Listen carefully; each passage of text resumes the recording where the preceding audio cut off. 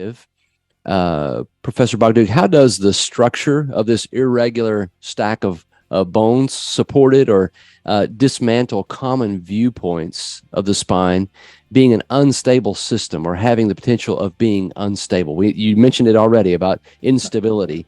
Talk about just the structure itself. Does that support that there's potential for instability, or does it refute that? Okay.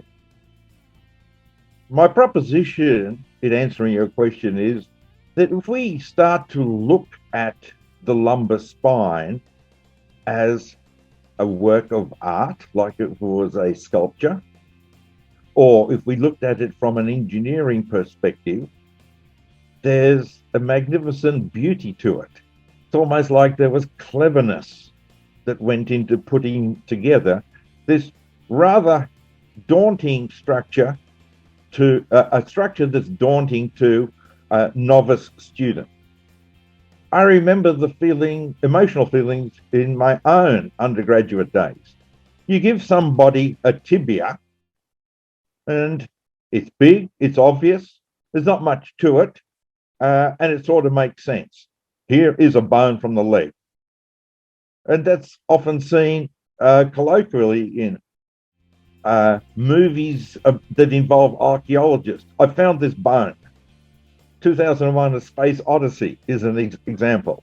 As soon as you get to the lumbar spine, the density of detail per cubic centimeter increases, as does the length of the names. And undergraduates get oppressed by that. Tibia, got that. Zygapophyseal, spelt with an I, daunting. And not many classical anatomists paid attention to all of this. It was like an add-on in the graduate course. But if you look at it now, you can see the elements of engineering beauty. That you need a block of bone to support weight. But you can't make it out of concrete because then it'd be too heavy and it'd be hard to move. So you start with a block of bone and hollow it out. But now it becomes fragile like an eggshell. So you give it some internal support with struts that are vertical and transverse. And you get this satisfaction of an engineering principle of equalization and minimization, minimal stress per cubic unit of structure. But then you've got to support this inside the Earth's gravitational field. You need to keep it upright, but you need to allow it to bend and twist a bit.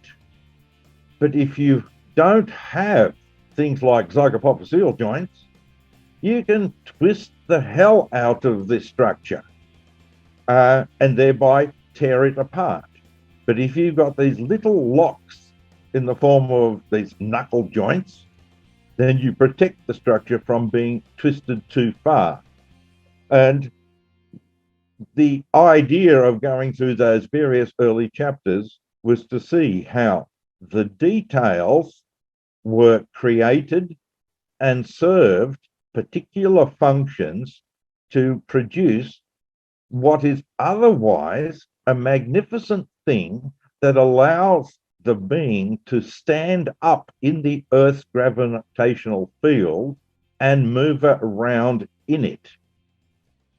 And one of your written questions actually asked, hey, how come everything's around the back? The muscles only attached around the back. There are no primary spine muscles around the front. Yeah, you got quadratus lumborum. That's a mystery as to what the hell that thing does.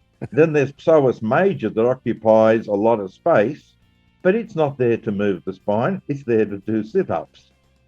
And my quick summary answer to that question that you posed is that the spine was designed to keep us upright in the Earth's gravitational field, allow us to bend down to pick things up. But doing sit-ups was never a primary intention for the human body. Flexing the hips is fine. Remember, we were originally designed to brachiate, which is put do chin-ups and get up into a tree. But the effort required for that is only to be able to flex the lower limb high enough that you can grab on with your feet and launch yourself into the tree.